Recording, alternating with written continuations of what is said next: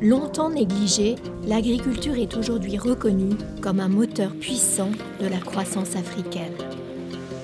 L'agriculture, ainsi que le commerce des produits cultivés sur le continent, représentent près de la moitié de l'activité économique de l'Afrique. Le marché africain de l'agroalimentaire pèse actuellement 310 milliards de dollars, mais pourrait atteindre 1000 milliards de dollars en 2030. Améliorer la productivité de ce secteur, c'est augmenter les revenus, stimuler l'emploi et lutter contre la famine et la dégradation de l'environnement. C'est œuvrer aussi à une prospérité partagée. Today, Brazil, Indonesia and Thailand export more food products than all of the sub-Saharan African countries combined. It's time to change this. L'Afrique abrite la moitié des terres fertiles et non cultivées du monde et possède des ressources hydriques abondantes. À l'échelle mondiale, les agriculteurs africains sont pourtant ceux qui produisent le moins à partir de leur culture vivrière. Les Africains importent la moitié du riz qu'ils consomment et paient le prix fort pour cela, soit au moins 3,5 milliards de dollars par an. Le dynamisme des entreprises est freiné par les politiques douanières, par l'absence d'infrastructures et par le dysfonctionnement des marchés des intrants, notamment sur le plan des semences et des engrais.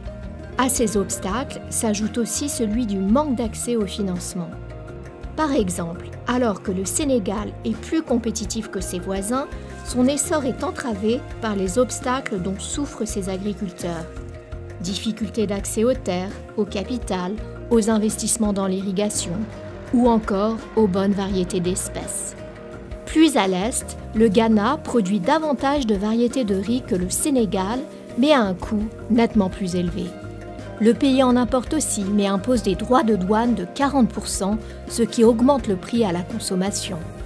La mauvaise qualité des céréales, les problèmes d'hygiène et le mauvais conditionnement sont autant de facteurs qui rebutent les consommateurs et limitent les performances du secteur.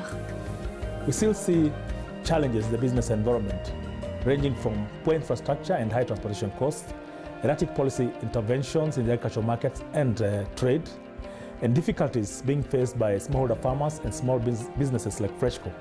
There's need for greater interventions in developing the informal value chains and also linking them with the formal value chains. Le maïs est une denrée de base pour de nombreux Africains.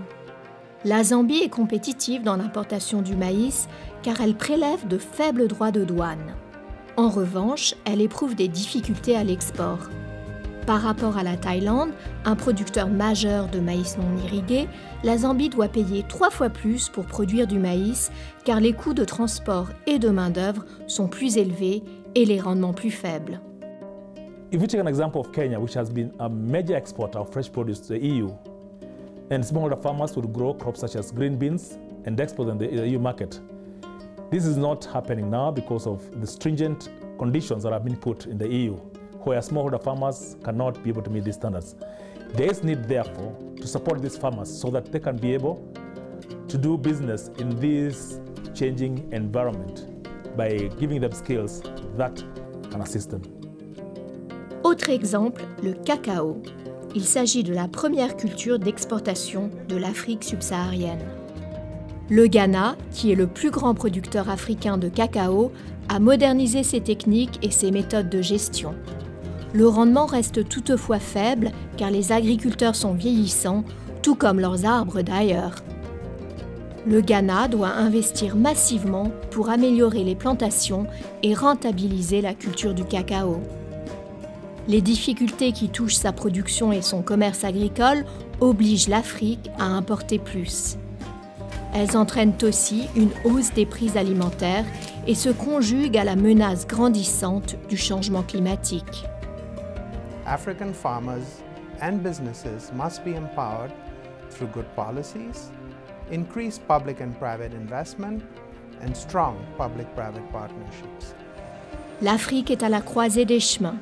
Un secteur agroalimentaire dynamique pourra unir ses forces à celles des pouvoirs publics afin de relier les agriculteurs aux consommateurs dans une Afrique de plus en plus urbanisée. En investissant dans l'industrie agroalimentaire, les pays africains pourront accéder aux marchés régionaux et mondiaux, augmenter la disponibilité des produits alimentaires à l'intérieur de leurs frontières et accroître les exportations.